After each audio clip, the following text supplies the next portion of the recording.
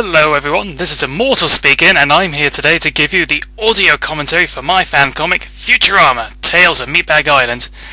I started this project quite a long time ago, probably last year in July, and I did say to myself, when it's done, I'd like to do something to go with it, to make it special, perhaps give some insight on what I did, and I don't think anyone's ever done an audio commentary for a comic before. I might be the first of all I know, but I just thought it'd be a lot of fun, and well, like I said, I just want to give some insight into what I came up with. So I'm here today to talk you through what inspired me and some of the panels here, and well, like I said, insight.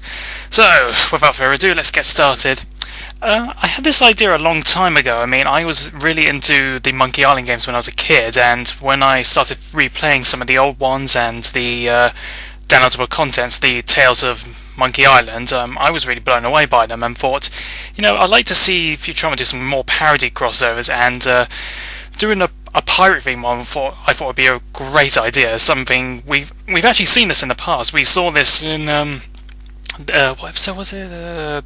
Godfellas, where Bender was blasting in space. We only saw the space rights with, about a few seconds, but still, that's where some of the inspiration came from them. But rather than do aliens, I thought robots would be so much cooler. How often do you see pirate robots? Probably never. Maybe you guys have, but I certainly haven't.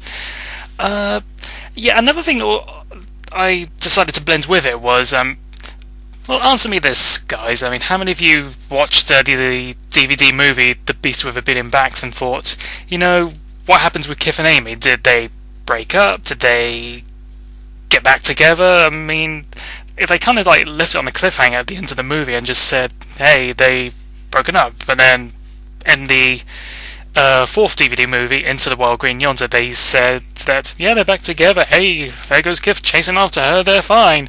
Well, I don't know, that kind of bugged me a little bit, so I felt it was important to address that. And this scene here where you see Fry finding Amy in the closet, there was a little gag I actually cut out where he opens the door and Tom Cruise's head is in the closet.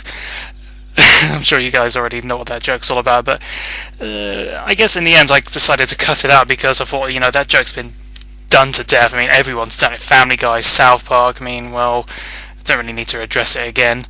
And one other thing, oh god, this is one thing I really embarrassed to talk about.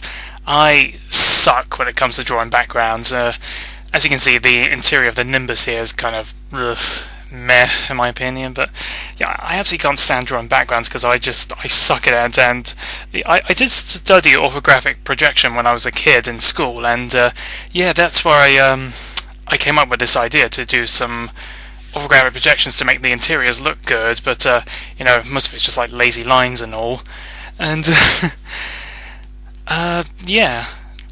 not to mention, one of the things I tried to do with some of the characters is give them some unusual looks. I love putting them in different costumes from time to time, and I don't know, having Zach Brannigan there wearing a Wonder Bra bikini is just, I don't know, I thought it'd be absolutely hilarious just to do that. Maybe it's disturbing to some of you guys, but I just think it's bloody hilarious. And hell, next time you'll be seeing him in some different attire, but we'll get to that another time. So one thing I tried to do was try to separate Amy and Kif, because I wanted to keep them apart until the very end of the comic so they can actually address the issues. That's the basic build-up of this story. But one other thing I want to talk about is it didn't actually start out like this with a pirate themes. One of the things that came to mind was people like seeing different characters pair up together. One of my favourites was Fry and Amy in the episode Put Your Head on My Shoulder. So I had this idea, well, why don't I do a spot parody where Fry and Amy are together and Leela and Kif get together. But over time I realised, I can't really see Amy and Kif getting together. Sorry, not Amy and Kif, Leela and Kif getting together. So, I decided, sod it, it's not going to work. I can't really see these guys getting together. So I decided to base it around the pirate theme, which was my second choice, believe it or not. And one other thing I'll point out in a minute is you can see the lines. The lines are a bit thinner here on this page, but when we get to the next page, which is coming up just now, here it is, you'll notice they're a lot thicker. roughly when I was making this, my PC basically died, so I had to get a new one, and some of the software wasn't compatible at the time with my new PC. I mean, was fairly old, so I had to upgrade, and I just found doing it with the thicker lines made it a lot easier and quicker to get this done. And you got Lur there at the bottom. One of the things I like doing with the Omicronians is I love it when they address old TV shows, like from the ancient Earth, as they call it. And Dexter is one of my favourite shows. It's absolutely fantastic. If you haven't seen Dexter, give it a watch. I guarantee you will love it. It's one of the best shows I've ever seen. And a little throwback here. We've got Zach Brannigan writing Champagne rather than champagne. Bloody dumbass. But yeah, I thought that was a nice bit of continuity to throw in there. And yeah, look at that champagne and that red blanket, because that'll be coming back later. Though, you know, come to think of it, I don't know why I'm dressing this, because, well, you guys have seen it all already, so I'm pretty sure it won't matter to you. And same thing can be said for this asteroid field. I mean, that's going to come out later. And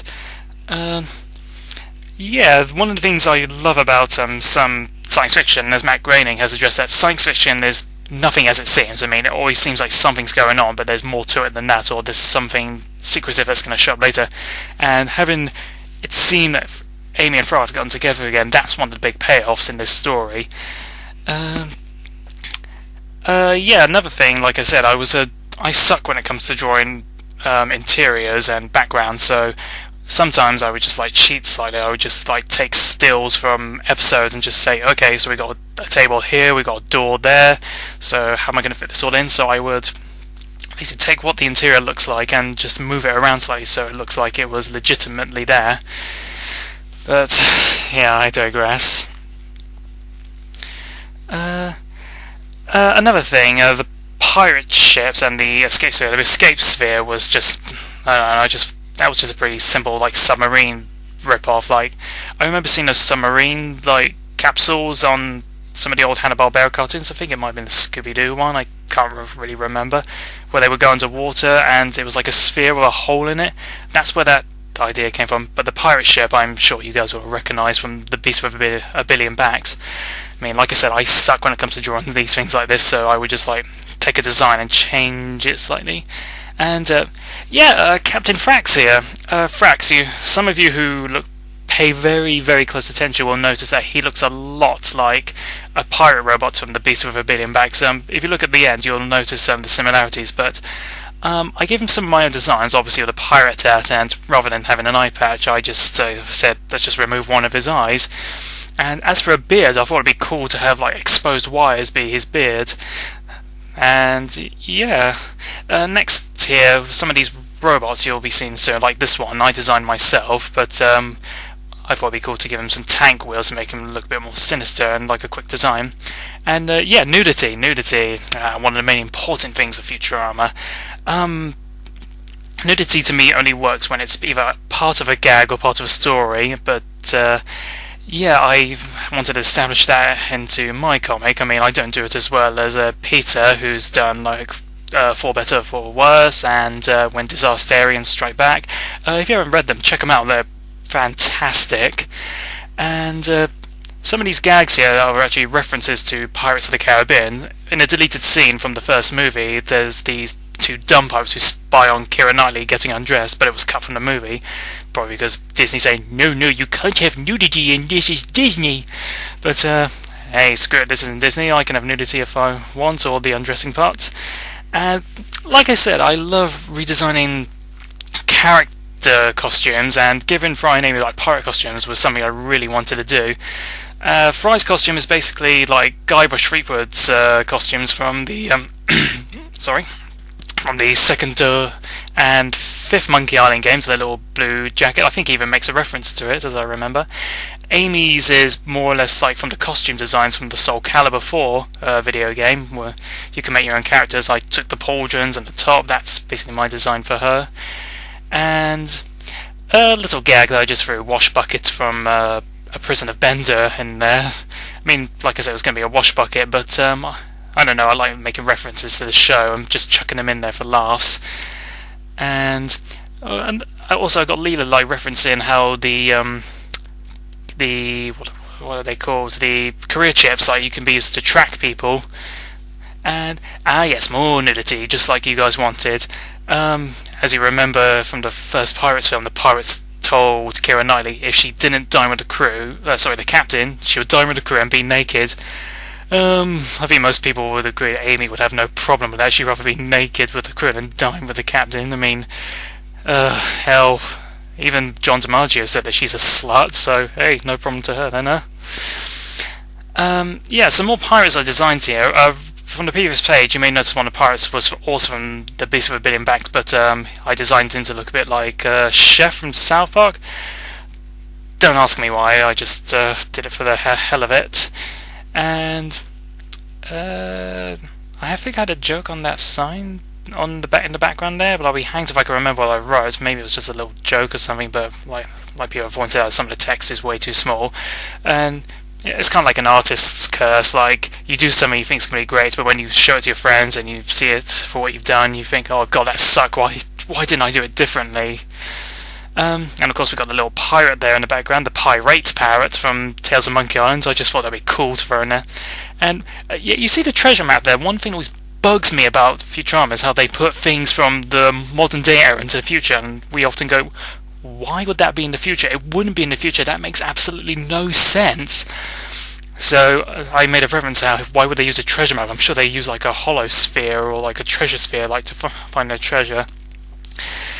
But yeah, why do they have all these like bloody modern day things in the future? It just makes absolutely no sense.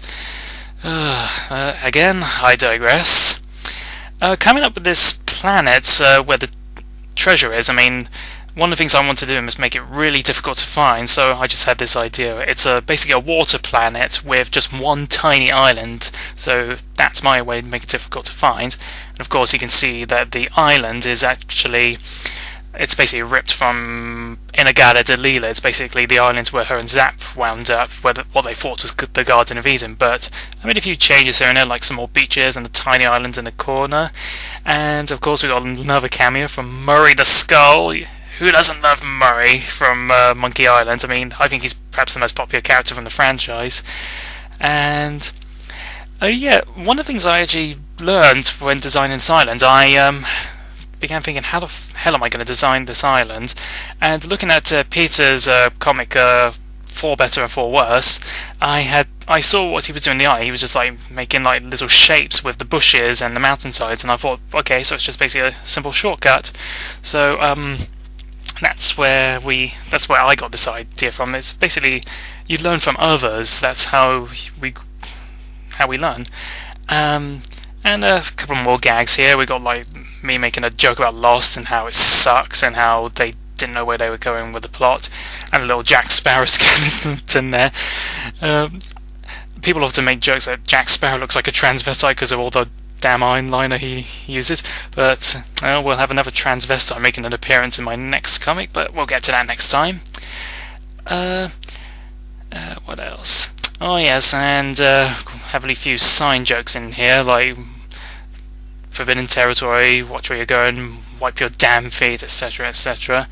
And I just had to get rid of this pirate because having him there was just a plot convenience for them to get towards the treasure, but of course I had to get rid of him because there was no point in having him in there anymore, and to actually show that this island could be dangerous if they didn't know where they were going. And another thing, one of the things I really hate doing is drawing dark areas, because what I normally do is I drew a black filter over the drawing so it looks like they're in a dark environment, but of course I did put some light in there from their torches, and yeah, I was so struggling with that, so I just said, sod it, I'll cover it